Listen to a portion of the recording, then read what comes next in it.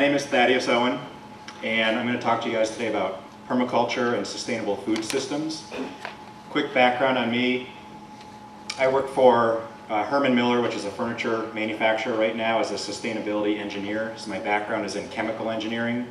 I have a master's in holistic nutrition, and then I'm trained in permaculture design. So really, outside of work, which this is going to be mostly me outside of work, not the views of Herman Miller, but outside of work, my main passion is really building these local food systems. So you hear a lot of us talking about systems and local and food, so that's why we're all here today. So before we get started, has anyone here heard about permaculture before? Okay, so a lot of people. Any permaculture designers? We've got a couple. All right. So this conference is really a conference on sustainability. We're hearing about energy, we're hearing about food, transportation, and really sustainability is, it's not something that we learned in school. We weren't taught how to live sustainably. We weren't even taught that we need to live sustainably. And so, where do we even really start talking about sustainability? So of course, this is the part on food. So my opinion is that we really need to start talking about food. It's a really easy thing to talk about when you want to learn about how to become sustainable. And local food is one of the biggest ways that we can really head towards increased sustainability. We all know the passion people have for local wines and local microbreweries, especially here in Michigan. We can have that same passion for local food and local food systems. Not only will local food create more wealth and more diversity within our communities, but if you think about our kids going to school, and right now the foods that our kids are eating are coming from afar. They're coming from California. They're packaged centrally. They may contain things that have questionable effects on their health, like hormones and pesticides and antibiotics, that we can really tailor differently if we can create local food systems where we know who the farmers are. We're having those products come from local farms. We can go to those farms and look at what practices they're using. So, the permaculture vision, what permaculture is really a design framework for how to create sustainable systems. And permaculture, the concept itself, was really invented in the 1970s by two Australians, one by the name of Bill Mollison, who's really the man credited with inventing the permaculture concept. He was a professor at the time, and a student of his, David Holmgren, was the co-inventor of the permaculture concept. And really what this concept is developing sustainable ecological systems that are created by man, but that mimic stable, sustainable ecological systems. So we know that nature grows forests, prairie to forest. It grows, if you look at the ditches, nobody is out planting the forest and tilling them and fertilizing them, but there's a huge variety and diversity there that there is self-sustaining and it takes care of itself. So how do we take those lessons and recreate them to serve our needs on a smaller scale or a more local scale? So, some of the things that permaculture tries to do is regenerate the landscape, regenerate the soil, build, we've heard this from Ken, regenerative agricultural systems. Instead of taking inputs from afar, importing fertilizer and pesticides and herbicides, how do we provide for those needs locally? How do we build soil without importing fertilizers? How do we grow lots of food without importing seeds from the large seed companies? And how do we create farming systems, home gardening systems, or businesses that increase in yield year over year with less inputs, so that your eventual goal is to just be foraging or harvesting rather than always putting more work into these systems? Permaculture tries to minimize the amount of work that we have to do by letting these systems we set up take care of themselves. So one of the key concepts is building relationships between the elements within a permaculture system. So if you can take whatever elements are in the system and link them together in beneficial relationships like nature does. So a tree can provide shade for a plant that likes to grow in the shade.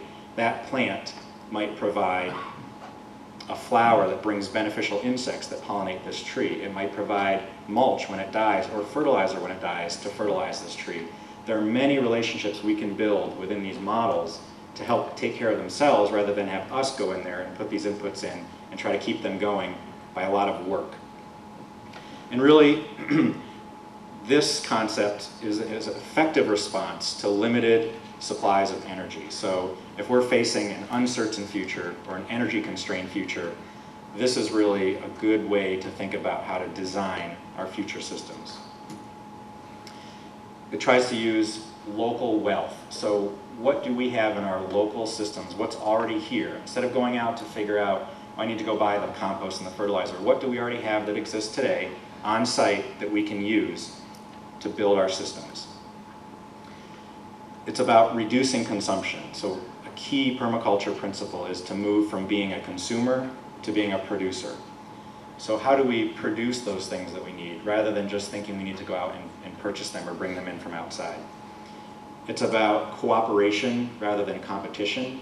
If you look at the Darwinian model of competition, you could also look at 1,000 other examples in nature of how it works via cooperation. And permaculture really tries to take that natural cooperation and embed it in our systems rather than trying to compete. It uses, permaculture isn't something that's just brand new that these Australian guys came up with and they invented it and started from scratch. They looked at pre-industrial sustainable societies, indigenous societies, and natural systems to create these design principles. So it's really a combination of some new ideas that are out there in academia and the world, married with old ideas of how we used to live. And again, where this used to be, David Holmgren, one of the co-inventors, likes to say that permaculture is going to move from being kind of the alternative response to social and economic mainstream. It's going to move to the mainstream as we become more reduced in our energy and fossil fuels and resources that are out there. This is just a picture of Bill Mollison, and this is really the Permaculture Bible. This is the Permaculture Designer's Manual. It's a really thick textbook that gives all of the information that you need to develop a permaculture design. And this is just a quote by David Holmgren. A lot of people here have heard of permaculture. There are hundreds of thousands of people that are now trained in permaculture in the world today. And this is a quote by Holmgren saying that permaculture has already, without the help of corporations, institutions, or governments, changed the lives of thousands and likely touched the lives of millions. So this is happening all over the world. There are people working on permaculture systems, working locally to make these things happen. And again, there's two magazines here. These are different magazines. They have their own magazine. The top one is from the UK. The bottom one is based out of Indiana here in the US. So there's these today loose networks around the world of permaculture designers. It consists of a 72-hour permaculture designers course. So if you want to use the term permaculture, you need to be certified in permaculture design, which is typically done through this 72-hour course. It is about intelligently designing systems using appropriate technology and natural system restoration. And I've got this concept on the bottom that says financial permaculture. And this is a brand new concept in the world today. Financial permaculture is something that was kind of thought up by some people down in Tennessee with some financial people. So it's really this combination of how do we take the permaculture people that really know the natural systems, the ecosystems in an area, and how do you marry those people with the financial people that know the financial systems and economic systems. So how do you bring these two worlds together so we're both speaking the same language and we can really make effective local solutions for sustainable change? This is just a snapshot from the Financial Permaculture course that just took place about 3 weeks ago in Hohenwald, Tennessee. And there was a convergence of about 170 people that came to work on what does financial permaculture mean? How do we recreate wealth in local communities? How do we build and retain wealth in local communities by developing and designing regenerative businesses? And this conference was about, how do we create and incentivize community investment locally rather than sending all of our money in our 401ks out to Wall Street? How do we create investment opportunities locally where people can feel secure, but also build sustainable, beautiful communities.